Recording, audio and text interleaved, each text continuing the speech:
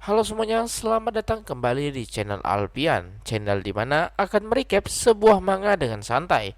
Tapi sebelum itu, jangan lupa di like, share, dan subscribe channel ini. Dan juga kalian juga bisa berdonasi melalui traktir yang ada di deskripsi. Dengan begitu, bisa membuat Mimin semakin bersemangat dalam berkonten lagi. Kalau begitu, kita lanjut ceritanya, boy. Setelah pesta naga siswamen sebelumnya, Yuta datang ke gedung penerbit untuk membahas sesuatu, di mana tampaknya Mei tak bisa menjemput Yuta datang. Yuta berkata tak masalah dan akan masuk sendirian. Ketika di dalam, Yuta mencari di mana ruangan yang Mei bicarakan, tapi seorang pegawai datang menegur Yuta. Pegawai itu mengira Yuta sebagai bocah SD yang diam-diam masuk ke dalam gedung. Yuta mencoba menjelaskan, tetapi pegawai itu tak mau mendengarkan Yuta sama sekali. Pegawai itu membawa Yuta pergi, yang membuat Yuta panik karena orang itu tak mau mendengarkan penjelasannya. Tiba-tiba seseorang datang menyapa Yuta, dan itu adalah Hakuba. Hakuba merasa kalau Yuta sedang dalam masalah, karena itulah ia datang menyapa. Pegawai itu menjadi takjub karena bisa melihat Hakuba sensei secara langsung. Tapi Hakuba langsung menegur pegawai tersebut dan bertanya apakah pegawai itu tahu siapa orang ini. Ia adalah orang yang menjadi rival Hakuba dan merupakan penulis masterpiece saat ini, yaitu Kamimatsu Sensei. Pegawai itu benar-benar dibuat kaget dan ketakutan di saat yang bersamaan. Ia tak percaya kalau Yuta adalah Kamimatsu Sensei. Hakuba merasa pasti pegawai itu karyawan baru, jadi tak heran ia tak mengenali Yuta sama sekali dan menganggap sebagai bocah SD biasa. Jadi tak masalah jika ia bisa salah paham seperti itu. Tapi sedari tadi Hakuba melihat pegawai itu tak sekalipun mendengarkan apa yang ingin Yuta katakan dan harusnya malu karena sebagai masyarakat sosial namun mengabaikan orang lain. Pegawai itu langsung bersujud meminta maaf karena sudah tak mengenali penulis terbaik abad ini, sedangkan Yuta tak mempermasalahkannya. Hakuba berkata kalau kejadian sebelumnya masih jadi perbincangan hingga saat ini karena tak ada yang menyangka kalau Kamimatsu akan pergi dari penerbit lamanya. Tapi Yuta merasa tak enak melihat pegawai barunya yang bersikap seperti ini. Hakuba berkata kalau Kamimatsu itu orang yang baik dan akan menerima permintaan maaf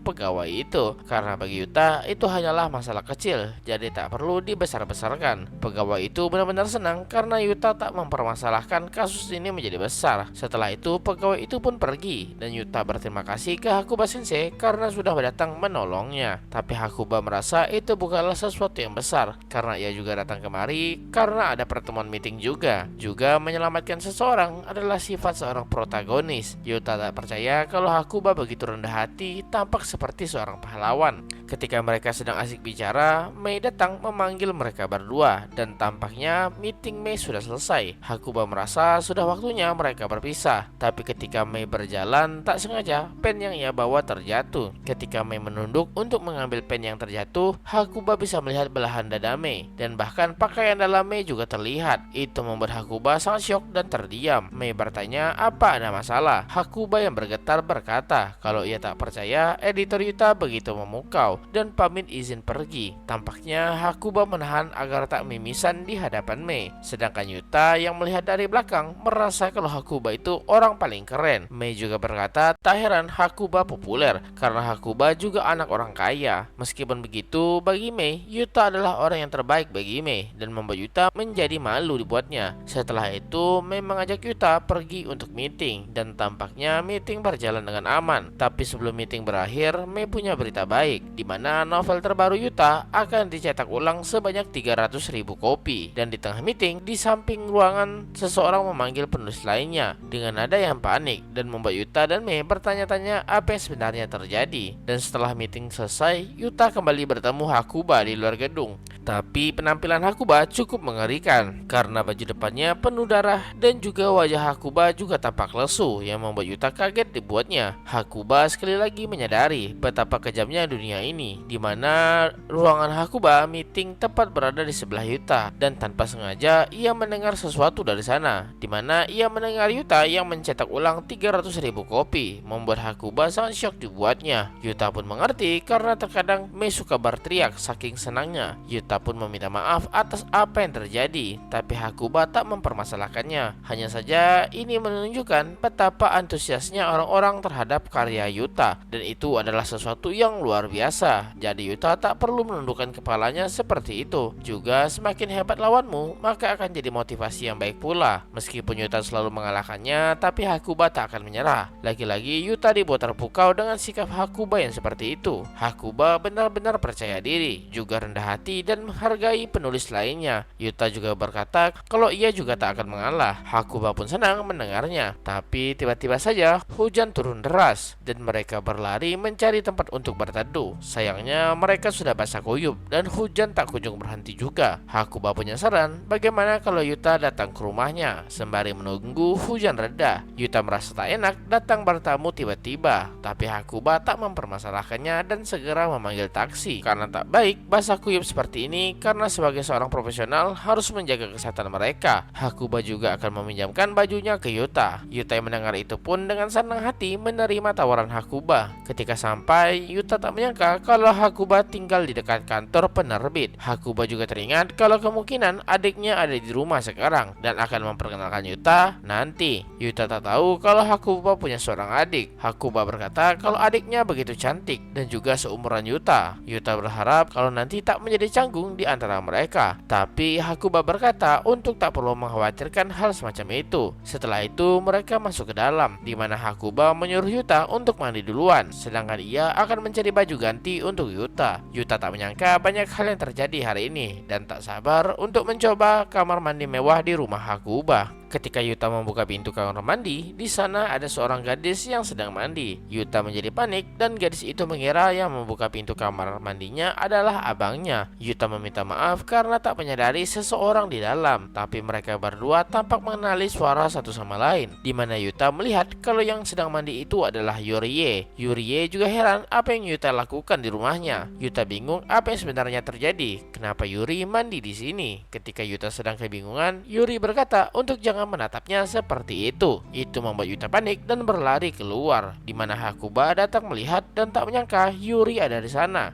Yuta yang bingung bertanya, Yuri itu siapanya Hakuba? Hakuba yang tak mengerti apa yang terjadi berkata kalau Yurie itu adalah adiknya. Tentu itu membuat Yuta menjadi sangat syok dibuatnya, dan cerita pun berlanjut.